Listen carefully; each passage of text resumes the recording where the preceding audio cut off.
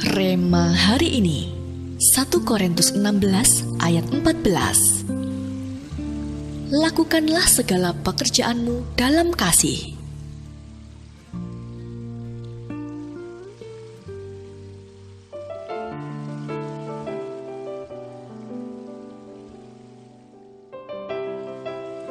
A.G. Cronin menceritakan seorang juru rawat yang ia kenal saat ia bekerja sebagai seorang dokter. Selama 20 tahun, seorang diri perawat itu pergi ke tempat orang-orang yang memerlukan bantuannya meski jaraknya puluhan mil. Dengan gajinya yang tidak seberapa, bahkan cenderung tidak cukup, ia tidak lelah untuk bangun di malam hari saat ada panggilan darurat. Cronin kagum dengan kesabaran, ketabahan, dan sukacitanya dalam melakukan pekerjaannya.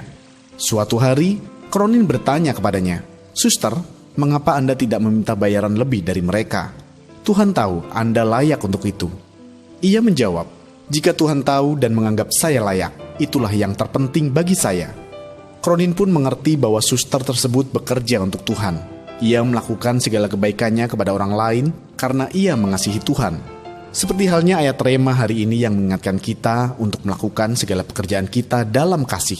Dalam bahasa aslinya, kata kasih di sini menggunakan kata agape yang artinya segala kebaikan yang kita lakukan hendaknya dimotivasi oleh kehendak kasih Allah di dalam kita. Bukan kemauan atau kebenaran sendiri yang kita pikir adalah baik, apalagi dengan motivasi untuk kepentingan dan kemuliaan diri sendiri. Penilaian Tuhan jauh berbeda dengan penilaian kita atau orang lainnya, karena bahkan ketika seseorang yang menjual segala hartanya pun untuk diberikan kepada orang miskin dan membakar tubuhnya, tetapi kalau motivasinya untuk kebanggaan dirinya, maka di mata Tuhan tidak ada artinya apa-apa. Dalam 1 Korintus 13 ayatnya yang ketiga. Ya, karena nilai hidup kita ditentukan oleh kapasitas kasih kita. Bagaimana kita melakukan segala sesuatu dengan dasar kasih. Ketika hati mengasihi Tuhan dengan segenap, maka apapun yang dilakukan pasti penuh ramai dan sukacita.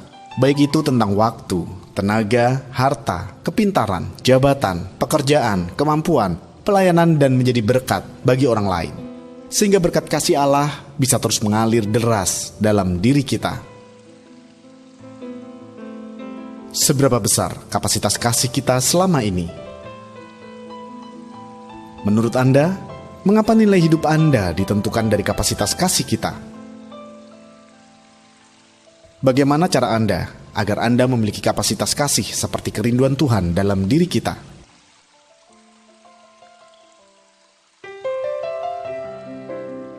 Tuhan Yesus, terima kasih untuk segala pengorbanan dan kasih-Mu yang begitu besar bagi kami. Kami rindu kasih-Mu memenuhi hidup kami, sehingga kapasitas kasih kami semakin hari semakin diperluas.